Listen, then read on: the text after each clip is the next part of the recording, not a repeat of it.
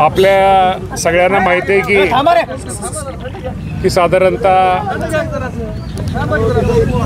जून, जुलै, August, September आणि मेच्या काही शेवटच्या आठवड्यामध्ये या राज्यामध्ये खूप मोठी अशी अतिवृष्टी झाली आणि अतिवृष्टीमध्ये सगळ्यात जास्त फटका या राज्यामध्ये नांदेड जिल्ह्याला बसलेला आहे.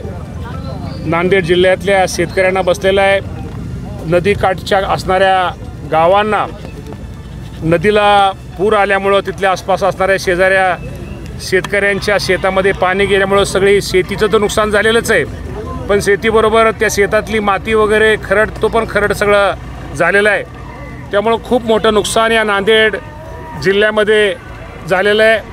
नांदेड जिल्ह्याचा जर आपण विचार केला तर साधारणतः 16 तालुक्यामध्ये सर्व तालुक्यामध्ये त्याचं खूप मोठ्या प्रमाणात नुकसान झालेलं आहे. साधारणतः 1537 गावामध्ये त्याचा फटका बसलेला आहे.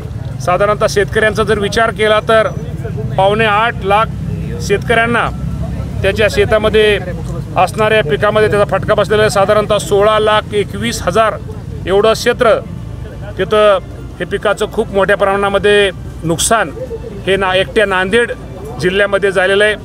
राज्याचे मुख्यमंत्री, दोन्ही उपमुख्यमंत्री या सर्वांचं लक्ष या संपूर्ण राज्यावरती आहे, नांदेड जिल्ह्यावरती आहे. मी आपल्या माध्यमातून सर्व शेतकरी बांधवांना एक सूचित करतो की ज्या या जिल्ह्यामध्ये ज्या शेतकऱ्यांचं अतिवृष्टीमुळं ज्यांचं नुकसान झालेलं आहे त्या सर्व नुकसानीचं पंचनामे तर पूर्ण करण्याचं काम बऱ्यापैकी संपत आलेलं आहे.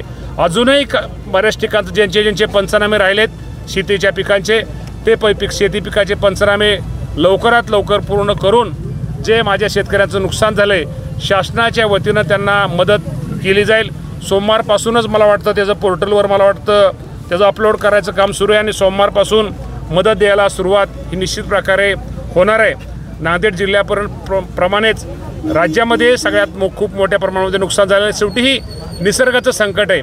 आपल्या सगळ्यांना माहीत आहे की हे हवामान बदल आहे. पाऊस एकाच दिवशी खूप जोरात जो वर्षाची सरासरी आपली एवढी असते एकाच दिवशी एवढा मोठा पाऊस पडतोय. शेवटी हे निसर्गाचं संकट आहे. शेवटी निसर्गाच्या संकटाला आपल्या सगळ्यांना सामोरं हे जावंच लागणार आहे आणि त्यामुळं जावं लागणार. त्यामुळे मला शेतकरी बंधूंनी अजिबात काळजी करू नये. शासन या सर्व शेतकऱ्यांच्या बरोबर आहे आणि अजूनही ज्या काही गोष्टी आज शेतकरी बांधवांनी सुद्धा सूचना केलेल्या आहेत, ज्या काही गोष्टी आज त्यांनी मला मांडलेल्या आहेत त्याचा निश्चित प्रकारे राज्याचे मुख्यमंत्री, दोन्ही उपमुख्यमंत्री या सर्वांच्या कानावर घालून नांदेड जिल्ह्याच्या लोकांना किंवा नांदेड जिल्ह्याच्या शेतकऱ्यांना अजून अधिकची कशी मदत करता येईल. पीक विम्याच्या बाबतीमध्ये सुद्धा त्यांनी काय सूचना मांडल्या, त्या काय त्यांनी अडचणी मांडल्या, या बाबतीमध्ये सुद्धा निश्चित प्रकारे या बाबतीमध्ये काय करता येईल हा पण विचार करू. आणि ज्यांनी ते सांगितलं की जी रक्कम आहे ते रकमेमध्ये वाढ ही कोल्हापूरच्या धर्तीवरती झाली पाहिजे ही सूचना मांडली.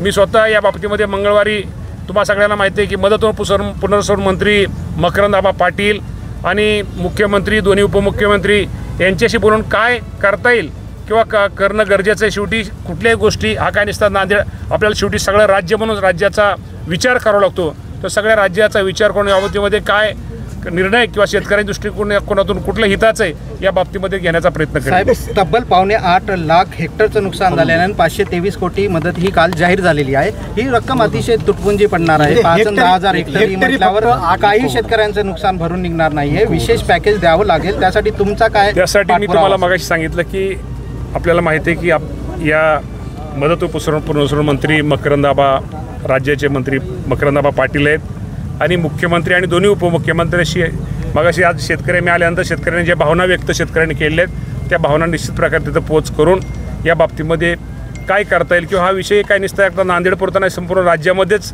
आज वाशिममध्ये आकडेवारी 100% नांदेड, वाशिम, यवतमाळ म्हणजे असे आता बरेच जिल्हे झालेत, परंतु नांदेडचं नुकसान सगळ्यात जास्त आहेत. या बाबतीमध्ये निश्चित प्रकारे राज्याचं आपल्याला सगळ्याला धोरण एका जिल्ह्यापुरतं न करता राज्यामध्ये शेतकरी बांधवांना कशी मदत वाढवता येईल या बाबतीमध्ये या चौघांशी बोलून निर्णय घेतला जाईल.